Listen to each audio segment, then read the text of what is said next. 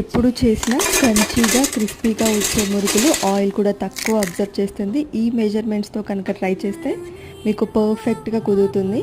ముందుగా ఒకే గ్లాస్తో 4 గ్లాసెస్ బియ్యం పిండి తీసుకొని ఇప్పుడు ఈ రెసిపీకి సీక్రెట్ ఇంగ్రీడియంట్ పుట్నాల పొడి. అది ఒక హాఫ్ గ్లాస్ యాడ్ చేసుకొని 1 కప్పు నువ్వులు, ఇంకా వాము, 1 టేబుల్ స్పూన్ కారం, సాల్ట్ ఇది కూడా అడ్జస్ట్ చేసుకొని టేస్ట్కి తగ్గట్టు అన్నీ మంచిగా మిక్స్ చేసుకొని 4 గ్లాసెస్ మనం రైస్ ఫ్లోర్ యూస్ చేస్తున్నాం కాబట్టి ఇప్పుడు 2.5 గ్లాసెస్ వాటర్ అయితే సరిపోతాయి. దీంట్లో 1 టేబుల్ స్పూన్ ఆయిల్, ఇంకా సాల్ట్ అది కూడా అడ్జస్ట్ చేసుకొని టేస్ట్ చూసి తర్వాత వాటర్ బాయిలింగ్ అయ్యాక ఫ్లేమ్ ఆఫ్ చేసేసి మనం రైస్ ఫ్లోర్ని మిక్స్ చేసుకోవాలి.